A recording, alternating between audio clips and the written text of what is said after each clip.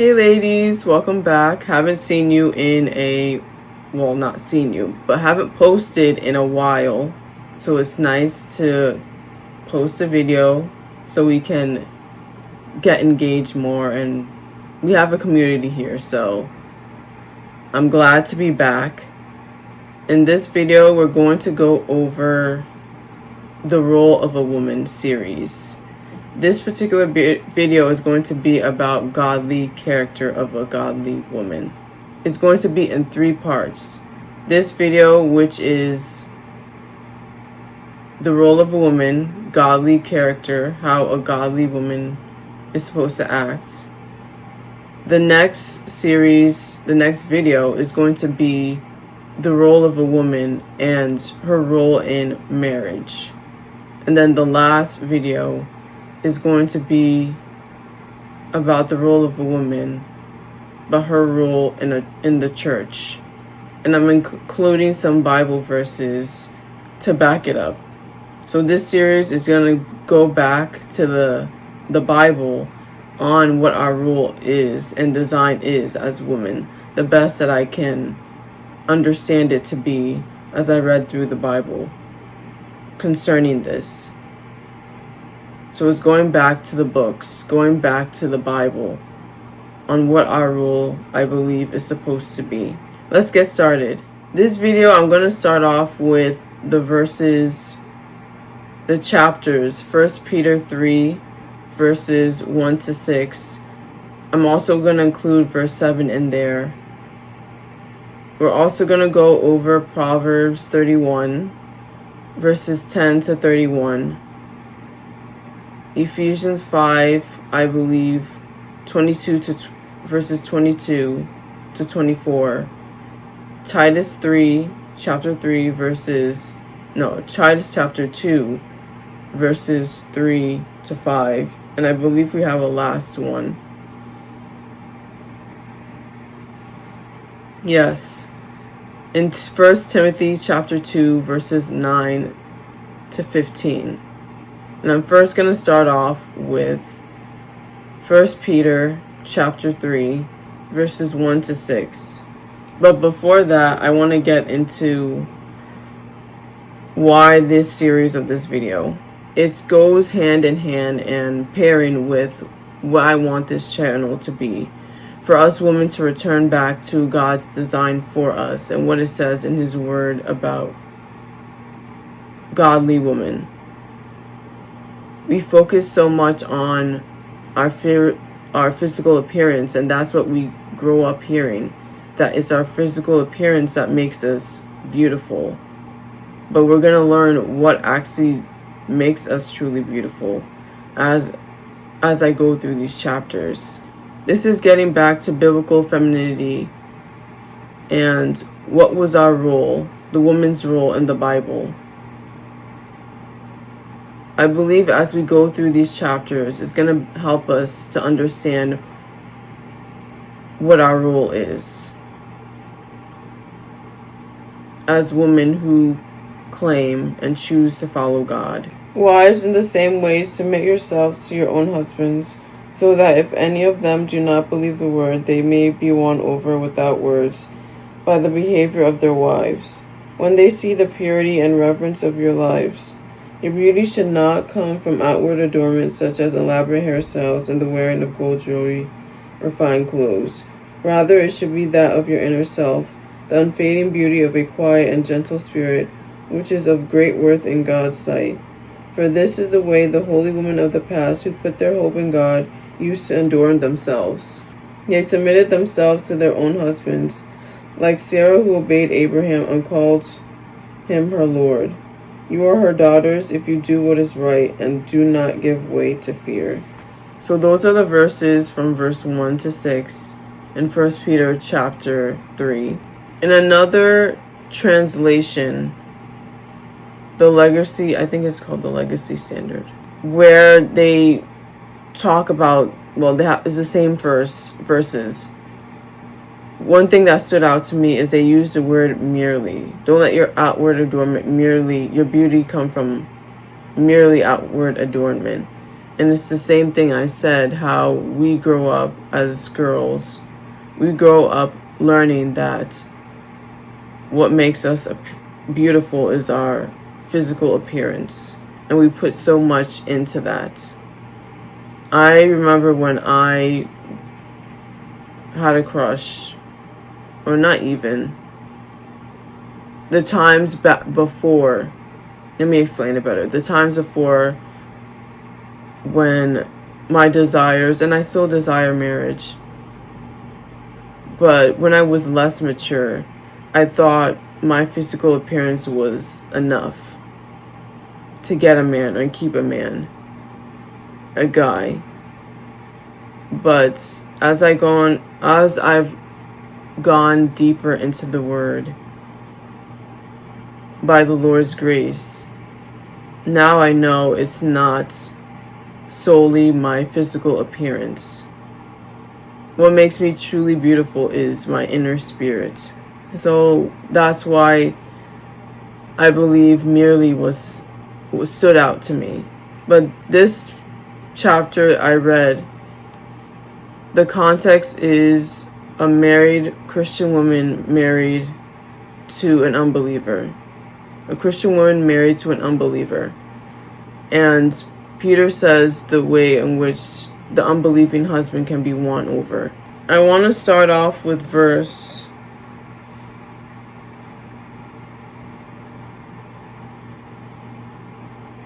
1. In the same way, submit yourself to your own husband, so that if any of them do not believe the word, they may be won over without words by the behavior of their wives. So this is a common issue among women because of Eve's disobedience. And I can take this back to Genesis chapter 16b, where it says, your desire will be for your husband, but he will rule over you. And a lot of Christians have misunderstood that verse to mean that we as women are under the curse of idolizing marriage.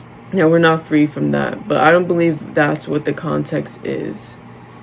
I believe the context is that in a marriage, a woman is under the curse. We have that sin of wanting to control, but it's the man who will lead. So when Peter talked about winning over the unbelieving husband without words, I think what was mentioned, what was the issue is nagging. Nagging is part of control that I believe as women struggle with. I believe that's what Peter meant by winning without words. Because it's very common for us women to nag. And nagging is a form of desire for control. So what it looks like for the woman to win over the unbelieving husband is her life submitted to God in holiness, is by her actions. And we're going to go over that in the later on verses. So let us continue the next verses. Oh, a thought just came to mind. It's kind of like killing them with kindness, sort of. It's by a woman's actions, which will likely win over the unbelieving man, let's say in this context, is by her actions that she'll win over the unbelieving man. Okay, in the next verse it says, your beauty should not come from outward adornment such as elaborate hairstyles and the wearing of gold jewelry and fine clothes. Beauty is a thing for us as women. Most of us believe that we can win over by our physical appearance.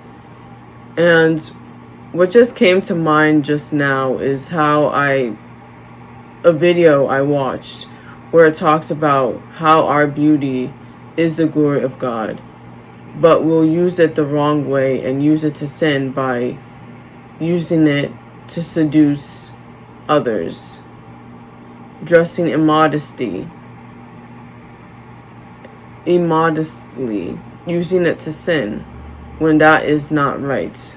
We don't use our looks to seduce, but we use our looks not making so much of ourselves, but humbling ourselves.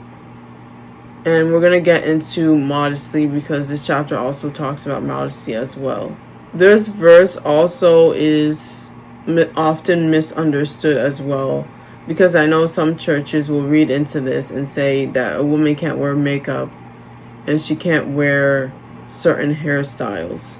But I don't believe this is what this verse means. As I said, our beauty should not merely come from these things. We should not make an idol out of physical appearance, because with our physical appearance, it changes. It changes, and I'm experiencing and feeling that right now. I am not the same as I was last year at all, and I've been praying for God's healing upon my life, and others also have been praying for me. But this has been a really tough season for me regarding the way that I look, and it has to do with what I'm dealing with now physically, my physical health. My health has not been the same. So we have things like being ill. We have things like body changing as we age. It's temporary. That's why the beauty, we shouldn't feel beautiful solely because of our physical appearance. Because our physical appearance will change over time. But what will remain consistent is our inner spirit. Yes, take care of yourself. Be a good steward over what God has given you, because you are the glory. You are in the image of God. You are in the glory of God. But to get these things in order, I do believe that we should be modest in the way that we look regarding makeup and jewelry and clothing. Because when you do all those, my personal conviction and personal opinion, when you do all of those elaborate hairstyles and there's much makeup on your face, it kind of takes away from that soft and gentle look as a feminine woman. It takes away from that. And also with modesty in clothing, it takes away how a feminine woman is supposed to be soft and gentle and mystique. It takes away from that. So everything we do is in modesty. Another thing that I take away from this verse is not drawing too much attention to oneself more than what is supposed to. Because a godly woman knows that her hope is in God, and she's humble, not in herself. That's another way to look at it regarding modesty as a godly feminine woman. The godly feminine woman knows that her godly character, matters way more than trying to seduce or get things with her looks, than believing that, it's her physical appearance that makes her beautiful. Now I want to go into the character. So in verse 4, it says, rather, it should be that of your inner self, the unfading beauty of a gentle and quiet spirit, which is of great worth in God's sight. So the character is a quiet and gentle spirit that God appreciates and designed the woman to do. This means being submissive, not to things that are bad, being patient, being polite, not seeking to control with our words and actions. There's a way in which we speak to others, and you can go check that out in the previous video the previous video that I posted about how to speak in a feminine way. So you should go check that out, because there's a certain way and phrases that we use to talk to others as a feminine woman. Moving on to verse 5 about the holy woman of the past. For this is the way the holy women of the past submitted, adorned themselves. They put their hope in God, and they submitted themselves to their own husbands. I'm going to get into how the holy women of the past adorned themselves a little bit more in the next video, and how they adorned themselves with a quiet and gentle spirit. They were also submissive unto their own husbands, and that was the culture back then. If you see that I'm talking about marriage a lot, especially in the next video, it was a culture back then. Obviously, it was better before a time where marriage was a thing, not right now where we've become individualistic. But that was a culture of a woman not being alone. It wasn't good. It was actually kind of dangerous. But that's why you see me mentioning this a lot, because it was a culture back then. And marriage is a beautiful thing. It's still continuing and should be still continued. But this is why I'm mentioning it often. And it's seen often in the Bible as well, when women are talked about, for the most part, I think. But these are not easy things to hear. And this can only happen when a woman puts her hope in God. Because what if the husband is not leading? The woman feels that the husband's not leading the right way, or the man is not leading the right way. Then what happens? It gets hard to submit. But a godly woman puts her hope in God that He will handle that. He will handle whatever situation. Even the times when a woman has a family and she's getting overwhelmed with serving them, her hope is in God that God will provide everything. It's not on her own doing. So that's why she does it with joy. Because some doubts can arise when a woman feels that the husband's not leading in a Christ-like servant leadership way. For us godly people. But hope in God looks like this, trusting that He will handle everything and provide everything when you're feeling overwhelmed, when you're feeling doubtful, when it's hard to submit, when that time comes, if and when that time comes. So in response, you act with peace and respond with peace and peace with others. In the last verse, it says Sarah obeyed Abraham and called him her Lord, which is not an easy thing to hear for the women of today. But it just shows her submissiveness to her husband, that she honored and respected her husband. And I wanted to give you examples of how Sarah did this. And the two examples that I can think in the Old Testament is that I remember the time where those angels came to Abraham, and then Abraham asked his wife Sarah to do something immediately, and then she just submitted. Like the urgency, she saw the urgency and what her husband told her to do.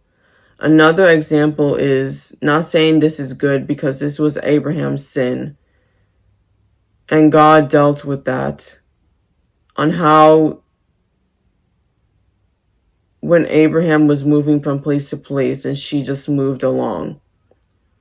And there was a time where they were in two places where it was dangerous for them, for someone to know that Sarah was Abraham's wife. So Abraham told Sarah to just go along with saying that you're my sister. And the way she just went along with it without any questions or anything like that. Not saying that this is the right thing to do because it is sin.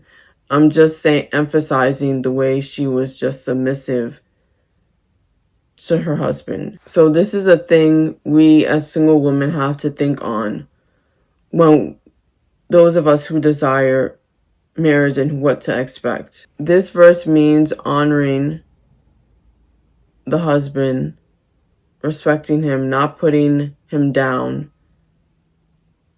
and not causing some type of distrust by disobeying, not putting him down with words and actions. And the second part of verse 5 is, it says, you're her daughters if you do the same thing. So Sarah is the matriarch of godly women of faith. And if we try to do these things by faith, it shows that we are godly women, that we followed our past ancestors,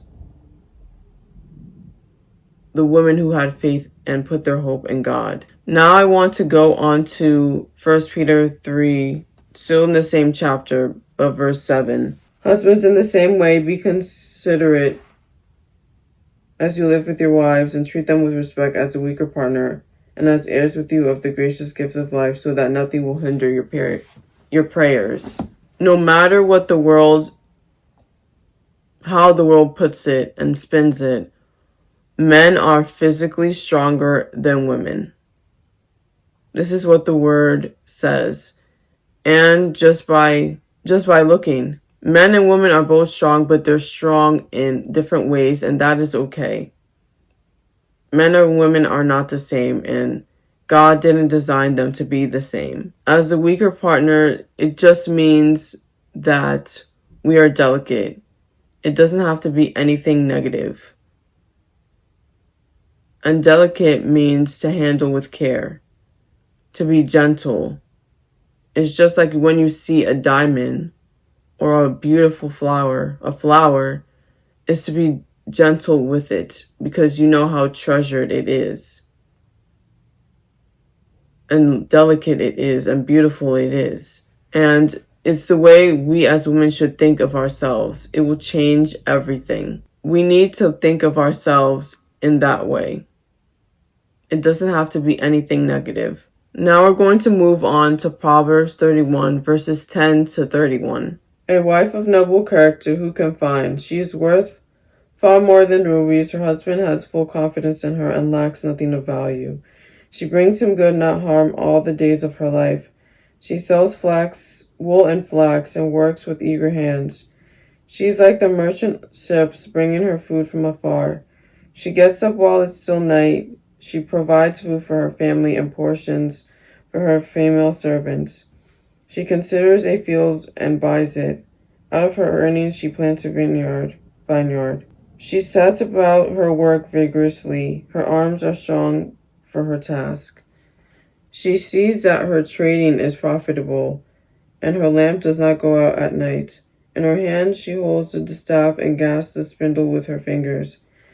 She opens her arms to the poor and extends her hands to the needy. When it snows, she has no fear for her household, for all of them are clothed in scarlet. She makes coverings for her bed.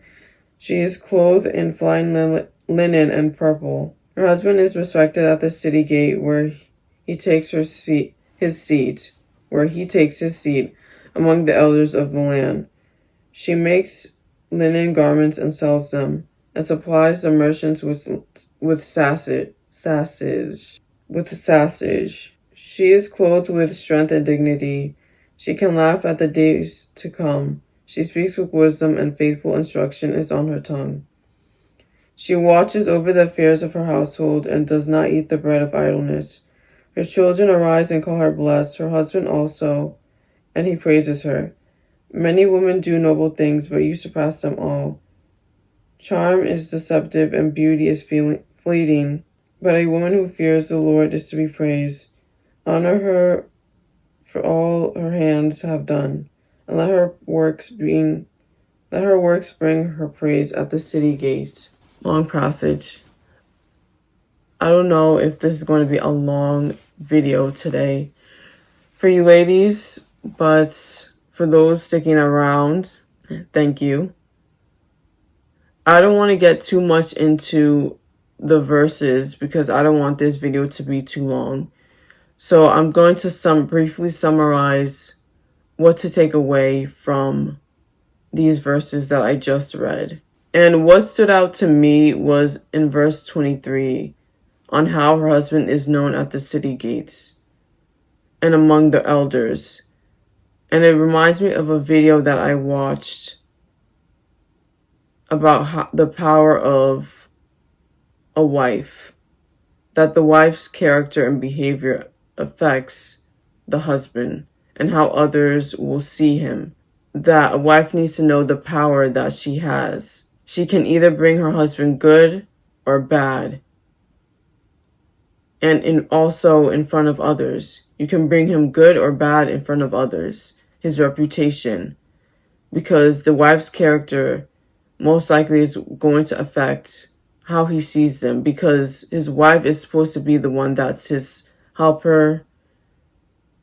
And as it says, the husband and wife are one. So that verse reminds me of that video that I watched. The power that a wife has. So as you heard all these verses, a godly woman is supposed to be someone who's going to add and not take away. She is trustworthy and admired for all the work that she does. She's not complacent, but she's hardworking. There's joy in her serving, and she is disciplined and wise. It's not like, oh, I have to go do this today. I have to go do this. I have to feed these people today. No, there's joy in her serving, which has been a thing for me as I'm training to be a godly woman, of my attitude towards others when I'm serving them. And a part of it is because I'm feeling overwhelmed right now and doing many things, which I need to is either change my perspective or rearrange my schedule. Likely change my perspective on I get to do this with God. Like it's not on my own, but believing that God will provide the works I need for the week, the works that I need to do the tasks that will glorify Him. This godly woman also attends to the needs of others before she gets to herself. She makes sure everybody else has what they need before she gets to herself, which I've also been tried on. I haven't been perfect on. This is what all of us as women, obviously it's here written for us to learn from. She's also careful when she speaks, and she speaks with grace. I also noticed things like purple linen, and what else was written here? Fine linen as well. And this just reminds me of how purple signifies royalty and how much she's just admired. This whole thing just is admiration of what she does. A woman who fears the Lord is to be praised, and that's what's happening in Proverbs 31, the verses I just read. And with more royalty, you're admired. And it's all because of her character. It doesn't talk much about her physical appearance, or at all, but more of her godly character.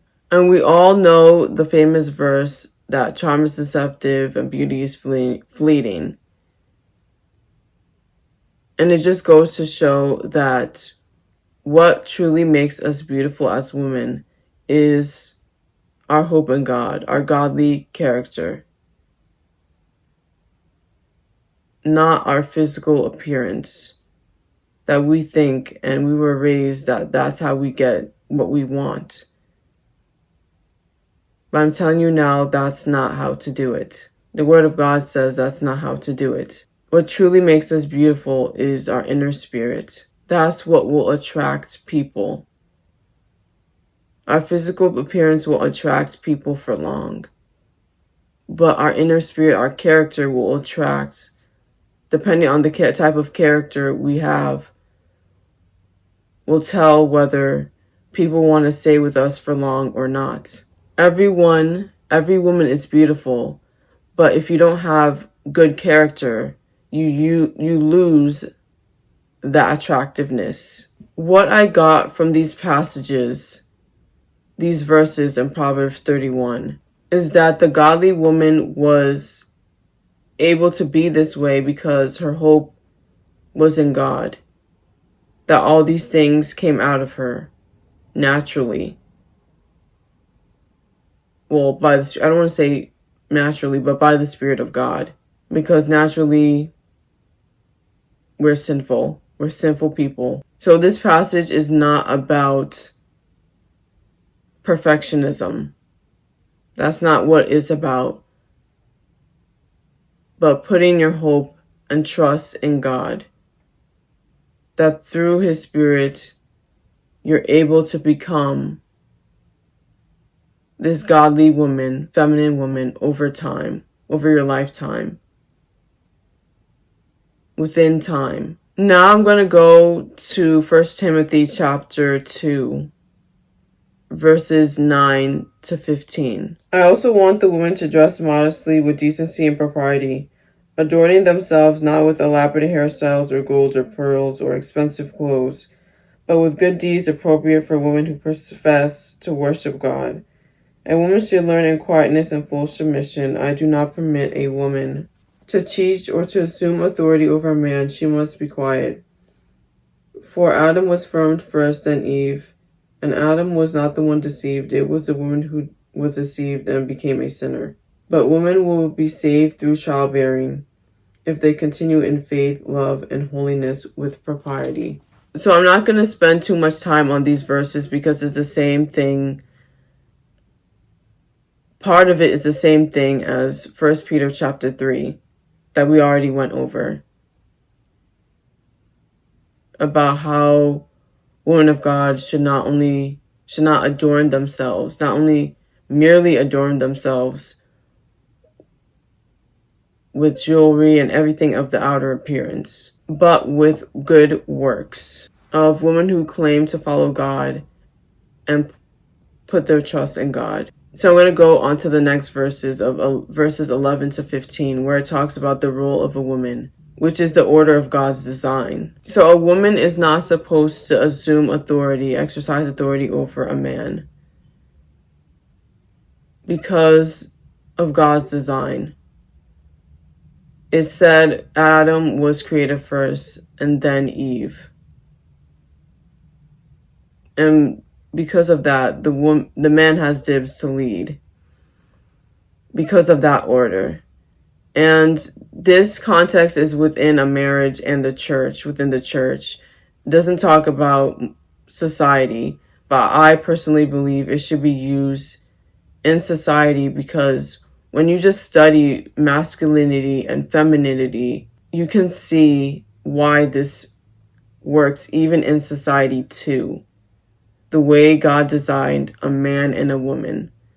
And we can go over those traits that I saved that I can read to you ladies. I'm going to read what I got off the internet about feminine traits and masculine traits. So feminine traits, and these might be offensive, but I believe it is honestly the most honest thing. I wouldn't say most honest thing, but it's honest. It's being honest. Feminine traits: dependent, emotional, collaborative, vulnerable, nurturing, self-critical, accepting, empathetic, creative, caring, nurturing, generous, free-spirited, encouraging, humble, passive.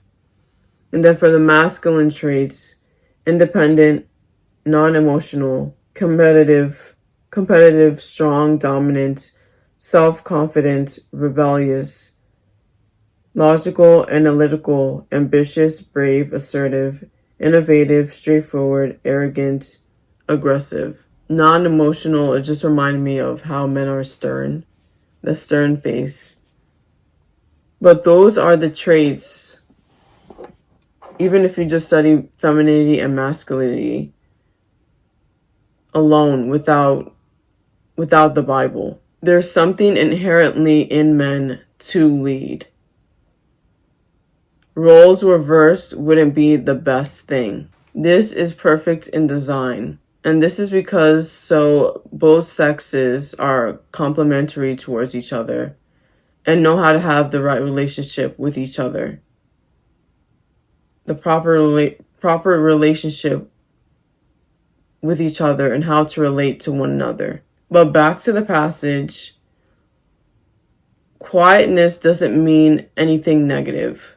It just means to talk at appropriate times and to talk and speak appropriately. So in the next verses where it talks about Eve, the consequences for Eve's disobedience, and we can take this back to Genesis 3, verse 16a, where because of Eve's disobedience, a curse was on her, which had to do with the childbearing. There will be pain in your childbearing. And then the desire, the out of order because of it being out of order. Back in Genesis 3 with the fall. So it says here that Eve was made the sinner. And this just talks about, when I studied it, and a video helped me understand it better, that because of Eve's disobedience, a curse fell. Because of sin, a curse fell on Eve and the rest of the humanity of women, us that followed after her, with the trials of when a woman becomes pregnant, pain and childbearing. You hear it and it's the most scary thing one of the scary things, not the most scary things, that you hear about. So that's the context in which they're speaking, the pains in childbearing, and which later on Paul talks about how through the childbearing a woman will be saved. So there was a consequence for Eve being out of order, the curse that fell upon us women, but God has changed that. And verse 15 gives women hope. That instead of the pain in childbearing which certain women go through, some women go through, instead of it feeling like a curse.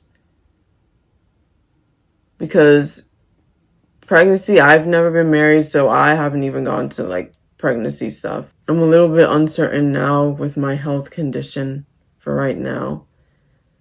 I pray that it is the Lord's will. Got a little vulnerable with you ladies. But from what I've heard about pregnancy and the experience is some women feel that they're hated by God because of how painful it is at times. And this is to give that married woman hope that as she remains steadfast in faith, that she continues in her good deeds, she continues in her faith in God and in her faith, that what is meant to take her out is actually meant to save her, to produce holiness, and to save her through that fiery trial. So that curse, it looks like that curse has been taken away because God does give hope. But just going through these verses to emphasize how the order matters and there's consequences for not following that order within God's role for a man and God's role for a woman, especially if you're married and within the church. Now I'm going to go on to Ephesians 5 verses 22 to 24. Wives, submit yourselves to your own husbands as you do to the Lord. For the husband is the head of the wife, as Christ is the head of the church, his body, of which he is the Savior.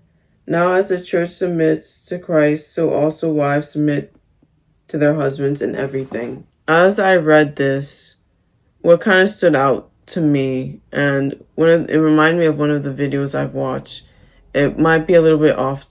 It will be off topic, but it's like how everything is supposed to be a reflection of God.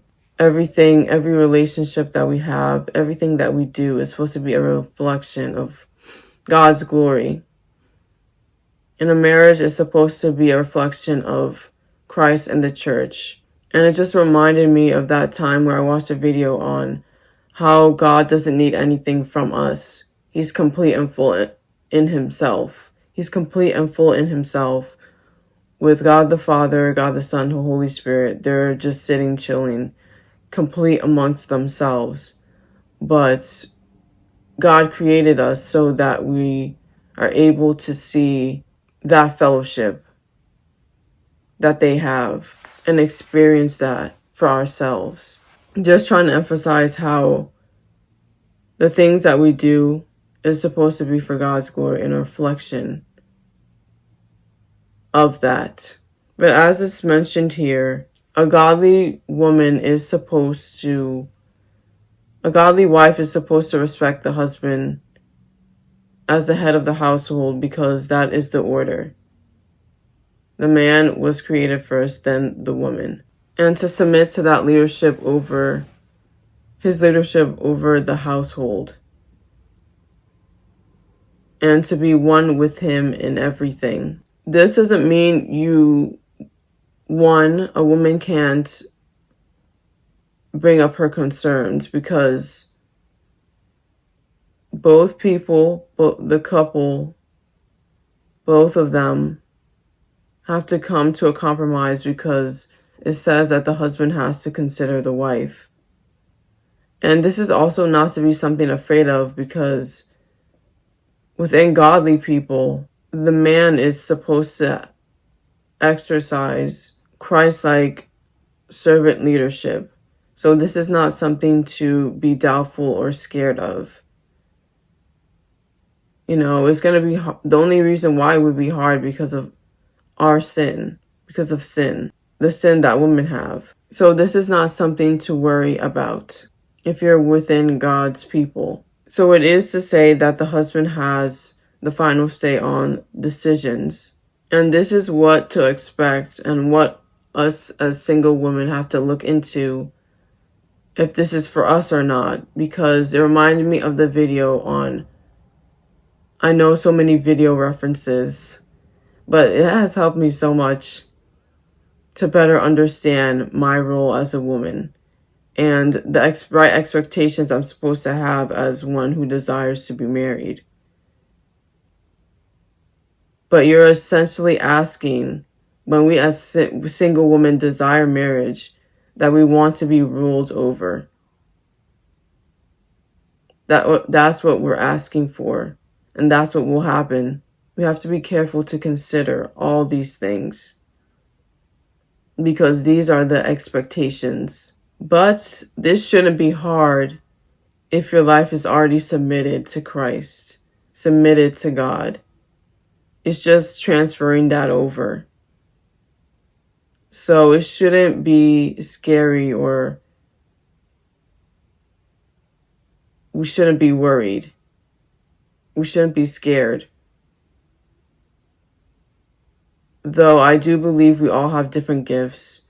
Some are called to singlehood, some are called to marriage, because hearing the God's design for marriage, and the guidelines, it is tough for some to hear. So I'm not going to not acknowledge that. I'm not going to dismiss that. The last couple of verses I'm going to focus on is Titus chapter 2, verses 3 to 5. Likewise, teach the older women to be reverent in the way they live, not to be slanderers or addicted to much wine, but to teach what is good. Then they can urge the younger women to love their husbands and children, to be self-controlled and pure, to be busy at home, to be kind, and to be subject to their husbands, so that no one will malign the word of God. Another character of a godly woman is she desires to teach younger women. That's a character. of a godly woman. To teach what is good and to teach, which is to teach good deeds. Some people misunderstand these verses, especially the biblical womanhood movement. Some of them. As I said before, this isn't, I don't believe, and I've matured over this because I used to believe the same thing that they believed too, that every woman is called to marriage and having children. And I don't believe some of them do believe that, who actually emphasize this verse for, women being busy at home. But I think in this context, I believe that Paul was talking to women who were already married. And also it was a culture at the time. Women were just given in marriage because this was the early centuries. It's way different now with more opportunities that have been provided to women. And for me, I'm a traditional kind of person, and I believe that's the way God made me. I would like to stay at home, and it wouldn't be an issue for me to drop everything, to let go of the opportunities that I had to now join myself, if it's God's will for me to get married to my husband. I don't believe that would be an issue.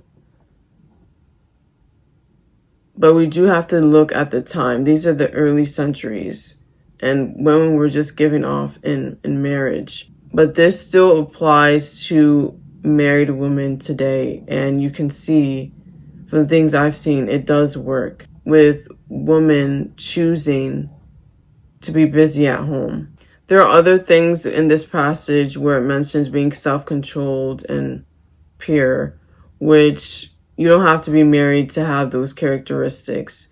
Those are the characteristics already of a godly woman. So we as single women shouldn't be left out in this passage. But it's something that we should look at if it's what we desire. We desire marriage, and if it's God's will. Well, if we desire marriage, it's something to look at. Titus chapter 2, verses 3-5. Yeah, I believe what these verses say about a godly woman is best, and that it works best, and should be our aim as we're leaning on the Spirit of God to work in us, through us as women, to become godly women. Women who claim to say they follow God and are Christian, as we claim to say that we are a Christian woman and claim to follow God. I believe that this works best for us as we lean and tap into God's grace and being open to His Spirit moving in us, the Spirit moving in us for us to become this way within time, over our lifetimes. That's it for this video. I just wanted to emphasize how and disable what we've been taught over the years as we were growing up as girls, now into women, of how it's not about our physical appearance that makes us truly beautiful, which is a struggle for us women, that we've been taught that it's by our physical appearance and not giving too much into our character, developing into godly character. We see things in the world where it's just all about physical appearance, not much into character, which is a lie the world has told us. To really keep our attractiveness, and what will be lasting is our inner spirit and godly character. What makes us truly beautiful is our inner spirit. I pray for all the women watching that you would embrace your God-given femininity and God-given design through which the Spirit of God, the Holy Spirit, can work within you to become all these things within time. See you in the next video. Bye. I am a woman of God, in my nature, in my thoughts. I am a woman of God, a quiet and gentle spirit.